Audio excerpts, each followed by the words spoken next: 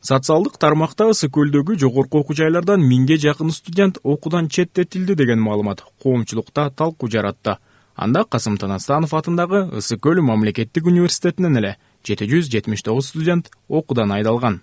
Бул кышкы сессия бүткөндөн кийин ошол комиссиянын жыйынтыгы менен изилдеп ага чейин биз жөн эле студенттерди кетирген жокпуз. Энетасына чейин чыгып аттык. Балдарды издеп аттык. ГКМБ өзүнүн тармагы менен погран службага, таможенный службаларга запросторду кылып атты. Ушу студент Кыргызстандабы же Кыргызстанда эмеспи же Кыргызстандан чыгып кетти. Ошонун изилдегенден кийин анан биз деген өзүбүз ошо ар бир куратордун өзүнүн WhatsApp группасы бар. Ошо менен студенттерди таап, эмне үчүн сен сабакка келбей атасың? Сен деген сабакка келишиң керек, билим алышың керек дегенден кийин, ошондон кийин эгерде бизде айтылып аткан университеттин дагы жогорку жайдын өзүнүн уставтары бар, жоболору бар, эрежелери бар, ошолорду аткарбагандан биз анан окуудан чыгара баштадык. Сандан сапатка өтүү бул окуу жай үчүн эң башкы максат. Алар мындай аракеттерди 2022-жылы эле баштап, сабакка катышпаган, окуу жайдын талаптарына баш ийбеген 502 окуучуну окуудан четтешкен. Анан мен мисал келтирип коеюн. 22-жылы биз 502 баланы окуудан чыгарганбыз. 23-жылы 504 баланы окуудан чыгарганбыз. 24-жылы 602 баланы окуудан чыгарганбыз. 25-жылы мына биз жалпы 779 баланы окуудан чыгарып атабыз. Эң эле биринчи биз сапаттуу билим беришибиз керек. Биз өзүбүздүн дагы мугалимдик кесибибизди дагы булгабашыбыз керек дагы, келген балдарды сапаттуу адис, сапаттуу билим беришибиз керек деген мен ошондо чакыруу эметкем. Ошондон бери биз иштеп атабыз.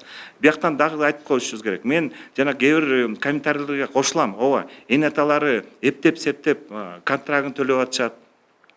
2 жумушта, 3 жумушта керек болсо күнү түнү жүрүшүп, ошо 30 000 боло, 40 000 боло араң тапкан үйлөр бар. Ошондуктан биз студенттерге дайыма айтабыз. Эң эле биринчи силер эне атаңардын эмесин, эмгегин баалагыла деп атат. Жалпы эле биздин ошол эле урматтуу президентибиздин жарыясы ошо болуп атпайбы? Биз азыр деген сапаттуу адис чыгарсак, биздин балдар деген мигрант болуп Россияга кетпесин деп атат. Татыктуу жумуш алып туруп, анан Кыргызстан өнүксө, анда элдин да жашоосу өнүгөт да, биздин да лозунг ошондой болуп атат. Кыргызстанда мыкты адистердин жетишсиздиги, инновациялык ойлоп табуучулар жана мыкты инженерлердин жоктугу сапатсыз билим алууга байланыштуу болуп жатканы үчүн. Окуу жайда формалдуу билим алгандар, бирок иштөөгө даяр эместердин саны артып жатат.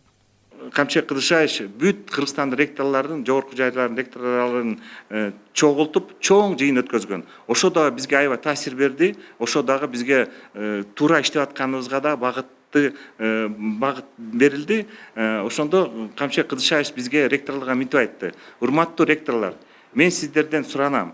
Бизге 100 бала же 200 бала сапатсыз балдарды чыгарбагыла деди. Эгерде биз бир адистик боюнча мейли 5 бала болобу, 10 бала болобу, бирок ал сапаттуу адис болуп чыгыш керек деди.